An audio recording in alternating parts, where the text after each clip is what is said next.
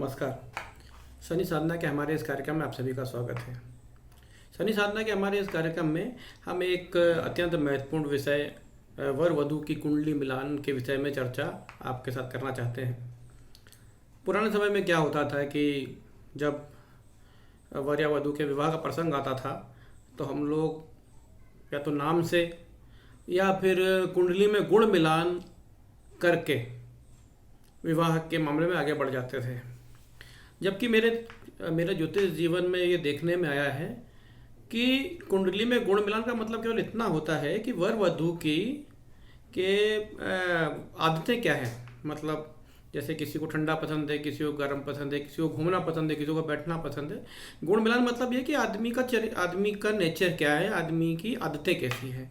जबकि आदतें यदि अच्छी आदतों का यदि मिलान ना भी हो तो भी जीवन चल सकता है। लेकिन यदि मैं जिस पहलू की चर्चा करना चाह रहा हूँ वो सबसे महत्वपूर्ण प्रसंग ये है कि यदि आदमी की वर वधू की कुंडली का मिलान यदि हम कर रहे हैं और उसमें दोनों की कुंडली में अच्छी दशाएं नहीं आती हो, या दोनों की कुंडली में मंगल ग्रह की बाधा आ रही हो, या दोनों की कुंडली में राहु केतु की बाधा आ रही हो, या दोनों की कुंडली में शनि ग्रह की बाधा आ रही हो, या जैसे ही हम शादी करते हैं यदि वर वधू की कुंडली में से किसी एक की कुंडली में भी यदि खराब दशा आने वाली हो, या किसी एक के जीवन में लंबी दशाएं 15-20 साल की खराब दशा आने वाली हो, तो आपके 34 में तो 34 गुण मिलने के बाद भी आपका वैवाहिक जीवन बिगड़ना निश्चित है। तो मेरी ये सलाह आप सभी लोगों के साथ में है जो वर वधू का कुंडली मिलान करते हैं। मैं उनसे एक सलाह देता हूं कि कम से कम 18 गुण का मिलान होना चाहिए, और 18 गुण के मिलान के बाद में आप नाड़ी दोष को इग्नोर ना करें। उसके बाद महत्वपूर्ण विषय यह है कि दोनों की कुंडली में देखिए कि कोई ऐसे ग्रह तो नहीं है जो सूर्य मंगल शनि और राहु के, तो ऐसे ग्रह तो कहीं बाधा नहीं डाल रहे हों पत्रिका में, या जस्ट विवाह के बाद वर या वधू में से किसी एक को कोई खराब दशा स्टार्ट होने वाली हो। ये एक ऐसा महत्वपूर्ण सब्जेक्ट है जिस पे आपको चिंतन करना चाहिए। ये नहीं कि आपने कुंडली में 24 गुण मिला, 34 में से 24 गुण मिल गए या 36 में से 36 गुण मिल गए तो आपने कहा कि ठीक है तब आगे बढ़ो। ये एक बहुत गंभीर गलती आप करने जा रहे हैं, पहले भी लोग करते ही थे। मेरा ऐसा अनुभव में आया है कि मैंने कई पत्रिकाएं देखी जिसमें 12 गुण मिलते, 13 गुण मिलते हैं, वो नाड़ी दोष नहीं होता। लेकिन यदि वर वधू की कुंडली में अच्छी दशाएं आ रही हों तो जीवन बहुत अच्छा रहता है।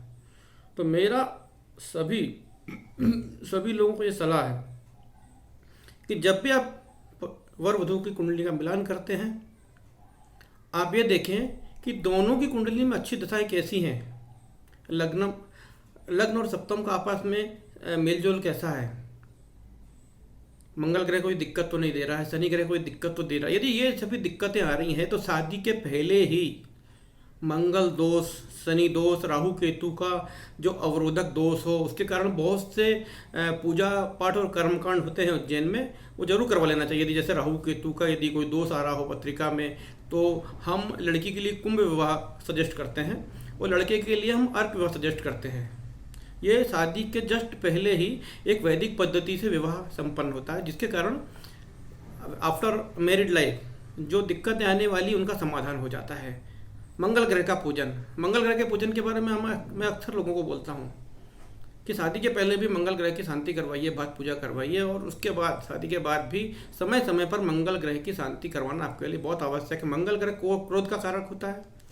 जब दो अलग अलग दिशाओं से आए हुए व्यक्ति एक परिवार में एडजस्ट होने की कोशिश करते हैं तो कई बातों पर दोनों का तालमेल नहीं होता, जिसके कारण आपस में मतभेद, और मतभेद के बाद गुस्से का प्रादुर्भाव होता है, झगड़े का प्रादुर्भाव होता है, अलगाव का प्रादुर्भाव होता है। इसका कारण होता है मंगल ग्रह, इसका कारण होता है राहु केतु, इसका कारण होता है शनि ग्रह, और इसका कारण कई बार होता है सूर्य।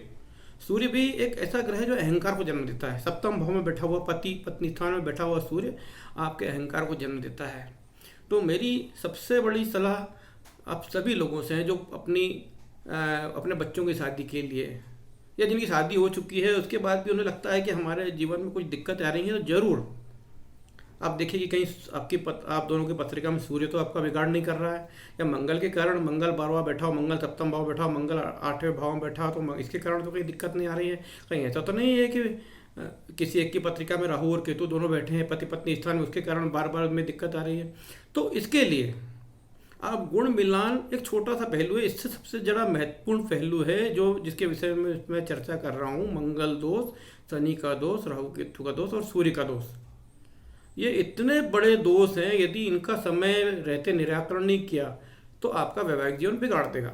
लेकिन मैंने ये देखा है मेरे 25 साल के वैवाहिक ज्योतिष के जीवन में कि लोग केवल कुंडली का मिलान करते हैं और आगे बढ़ जाते हैं, जबकि मेरा हमेशा से लोगों को ये सलाह रही है कि भाई गुण मिले 18 मिले, गुण भाई 16 मिले, लेकिन आप कुंडली की दशा आने वाली है और कुंडली में कौन सा ग्रह आपको दिक्कत क्रिएट कर रहा है उसके लिए आप अभी से उसका उपाय कीजिए। और आजीवन यदि मान लो कोई ग्रह था आपको अभी तकलीफ दे रहा है तो उसका उपाय आगे भी करते रहिए।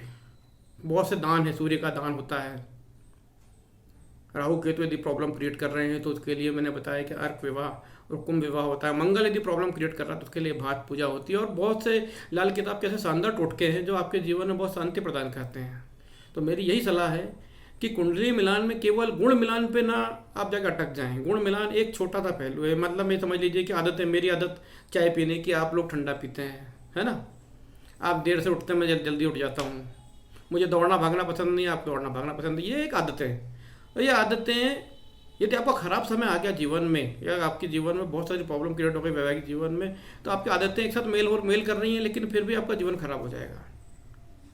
तो मेरी ये मुख्य सलाह ये है कि जब भी वर वधू की कुंडली का मिलान करें तो गुण मिलान के अलावा इन पहलू पर विशेष ध्यान दें कि दशा कैसे आने वाली दोनों की, वर वधू का वैवाहिक जीवन की आगे की दशाएं कौन सी अच्छी आने वाली है।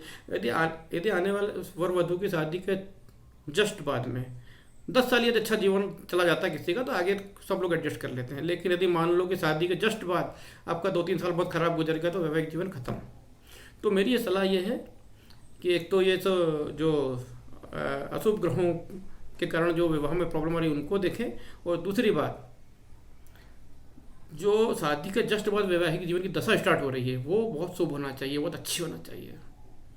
तो ये मेरे इस वीडियो का मुख्य उद्देश्य था कि वर वधू की कुंडली मिलान में गुण मिलान के अलावा अन्य चीज़ों को इग्नोर ना किया जाए, उनका भी ध्यान दिया जाए ताकि आपका वैवाहिक जीवन अच्छा और शानदार बने। नमस्कार।